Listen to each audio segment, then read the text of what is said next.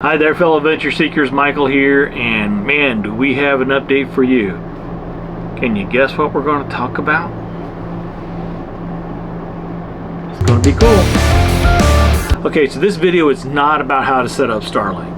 There's a bunch of videos out there like that already, so we don't need to really show you how to set it up. And besides that, setting up Starlink is super easy. You download the app to your phone, you find a good spot where you can put the dish. The app actually helps you do that. You follow the directions in the app, then you set the dish, you plug it in, the dish does its magic, and then it works if it finds a satellite and there's availability in the cell you're at. So there's really not a lot to go on further about it than one thing, and that is how to install it in an RV. And we're going to talk about that in another video, but this video here we're going to talk about configuring everything. I mean, we have the Starlink, we have Visible, we have T-Mobile, we have AT&T, and maybe campground Wi-Fi.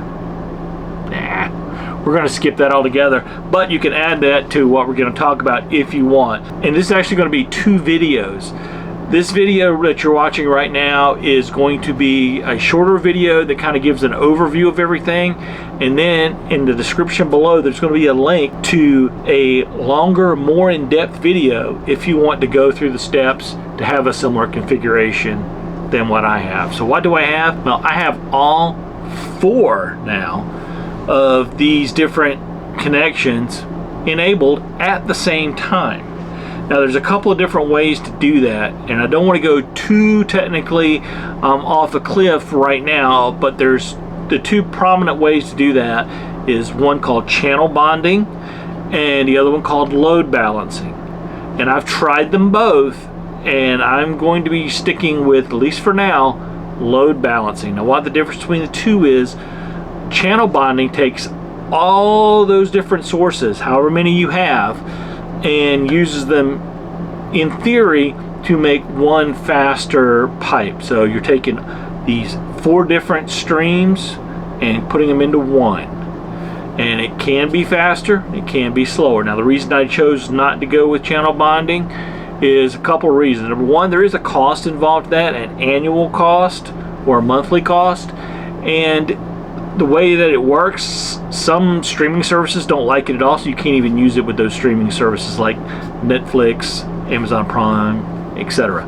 So I went a different route, and that was with load balancing. And load balancing works best for this situation because Starlink in general is going to be a ton faster than the cellular options, with the possible exception of my T-Mobile, which is the only 5G cellular carrier that I have right now. Both my Visible phone, which is Verizon, is 4G, and AT&T is also 4G. With load balancing, we're going to have them all turned on, and if the load gets too much on one, it'll switch to the other, and we can assign what they call weights, so it gives priority to one of those channels over the other. And obviously we're going to do that in order of speed. Starlink's going to be first, and then they're going to have the highest weight, and then we're going to work our way down to Visible, which generally has our lowest weight or our lowest speed. So how we do that is some really cool things. And wait, I gotta go get it. Don't move, stay right there. Now the easy way to do this is with this. What is this? This is a Raspberry Pi. Now if you've been following our channel for a while, I've talked about Raspberry Pis a couple of times. This is actually going to be the third Raspberry Pi that I have installed in this RV.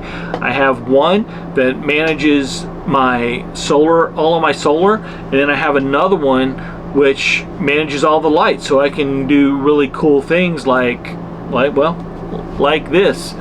Echo, turn off the main ceiling light. Or I could even do this. Echo, turn on the main ceiling light. So a little bit of geekery there for you. But what the Raspberry Pi is, and again, not going to go too far down the road on this because that's going to be the subject of the other video. This is a single board computer.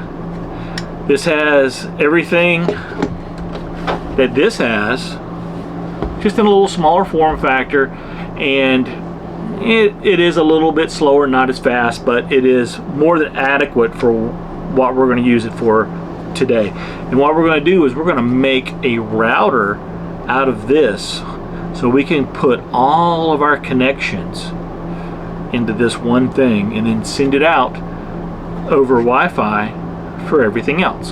So how do we do that?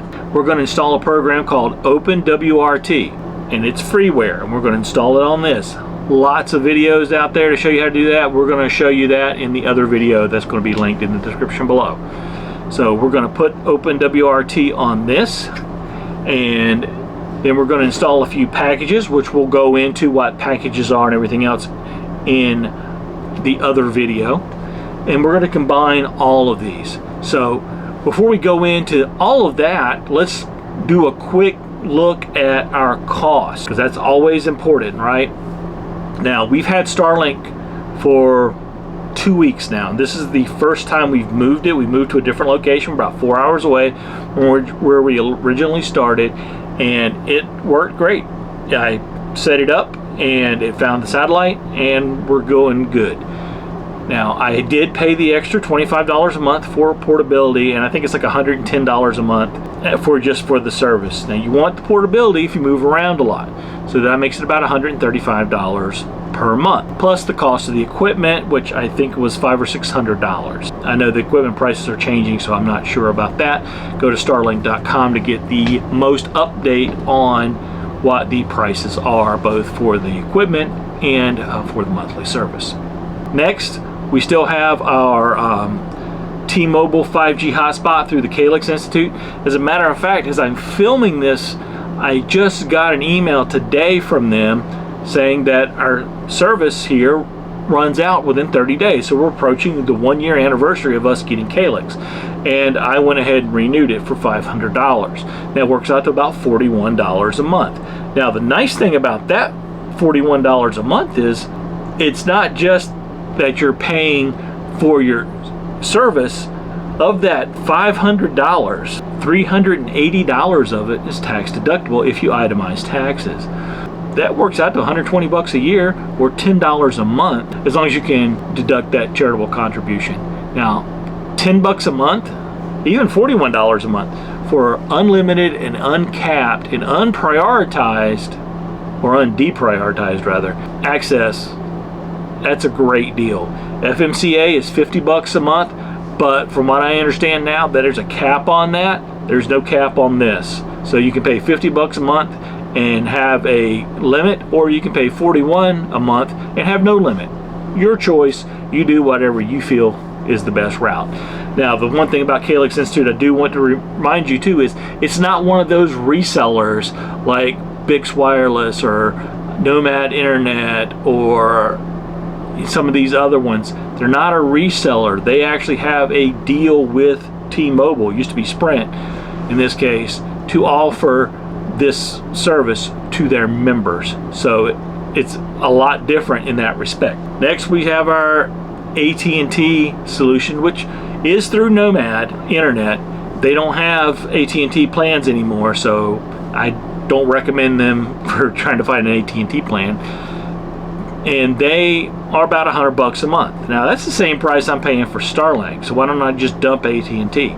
Well, I might in the future, but for right now, with working remotely, I need internet connectivity no matter where I go. And there's places I'm going to go that Starlink probably doesn't work, either because they don't have the satellite coverage yet, or because they are full in that particular cell. So even with that $25 a month, that doesn't give me guaranteed internet access when I roam. Lastly, Verizon through Visible. Visible is owned by Verizon, so it's not another fly-by-night company. It's not a third-party reseller. Visible is owned by Verizon, just like Cricket Wireless is owned by AT&T. With Visible, you can get that as low as $25 a month still, and that's unlimited everything. Now, again, there is a problem with Visible. For that price, you can only connect one device via Wi-Fi at a time. So the hotspot on the device, and it's only through phones. They don't have and don't allow you to use their SIMs and hotspots. Now some people do that. I'm not saying to do that. I don't do that. So how do I get Visible to connect to everything? I'm using what's called USB tethers. In other words, I'm using a USB cable to plug that Verizon phone, Visible phone, directly into my router, which is this. This Raspberry Pi is a Raspberry Pi 4. It has two USB 3 ports, which USB 3 is what you want for the fast speed, two USB 2 ports, and 1 gig Ethernet port. And how we're going to connect this is simple. Through the USB, I bought a USB hub like this one. It's a powered USB hub, and I have my Visible phone, my AT&T, and my T-Mobile all connected to that hub, which all connects to this. Now, I got a powered hub for a very specific reason. The powered hub will keep those devices charged without overtaxing the power supply on this. So all of my 3 cellular options are connected through USB 3 for the super fast speeds to this. So I went ahead and purchased the Ethernet adapter for Starlink, and that is connected to a USB to Ethernet converter. So that's plugged in via USB as well. So everything's plugged into USB. And why didn't I use this Ethernet port? Well, this Ethernet port I am connecting to this TP-Link router. And that's what I'm using to provide Wi-Fi to everybody in the RV. Everybody has the password at least. Now I could have done it with just this, but the problem with using the Wi-Fi on this is, as you can see, there's no antennas, so it has very limited coverage. By using the TP-Link router, which I already had as an access point, this gives me a much larger Wi-Fi area, so I can walk around the RV, use it anywhere I want. That's why I did that. Now you didn't have to do that. So far for this solution, what I have invested is about $100 for this Raspberry Pi 4. The USB hub, it's about $30, and the USB to Ethernet adapter, so I can plug in Starlink, was I think about 15. So all the links to all this different stuff is in the description below. We're not going to talk about details here, but we are going to talk about quality. And let me tell you, this works great. I have them all set up together. They're all talking together. I also have some ad blocking features set up, so it blocks certain ads. So I got a lot cleaner and a little bit faster because of that. I'm also still using the WeBoost antenna to help boost the signal for these different cellular devices, and I'm going to keep that in here for the foreseeable future, along with all these different choices. Now I had thought about getting rid of some of them, but I changed my mind and decided to keep going with them for now. If you don't need to have continuous, reliable internet access in your RV travels, then you can drop one or more of these options. I recommend, if you are going to stick with Starlink as your main, that you at least keep one cellular option open. And in this case, I would either go with the T-Mobile plan or the Visible plan. Now the T-Mobile is going to work out, like I said, $41 a month. If you can itemize, it's going to work out to about $10 a month. Visible is going to be $25 a month. I can tell you on a scale of 1 to 10, Starlink's about an 11, because I did turn it all the way up to 11. What movie was that from? If you don't know, you need to find out and watch that movie, because it's a great one.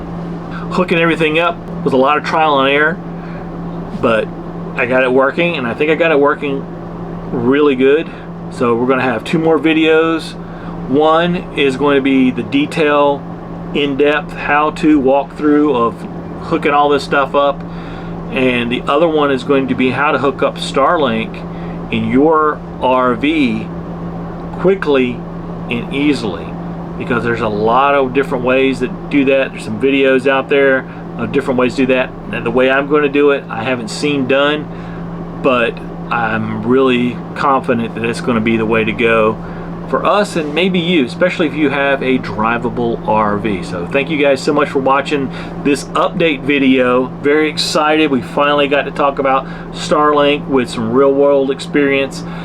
If you've got any questions, feel free to drop a note in the comment below, and we'll do our best to get them answered. Don't forget, if you want to go do the deep dive in everything I've got set up, check out the link in the description below. It will take you to my personal YouTube page. It won't be Our Epic RV Adventure, so don't let that freak you out, because you'll still see me wearing this red shirt. And if you would like to help us help Christian-based veterans charities all over the country, please take a look at the description below, the different ways you can help, because every dime we make off our social media platforms, we give 100% of it back to a Christian-based veterans charity. So we thank you guys so much for watching, and as always, make your next journey an epic adventure. Bye.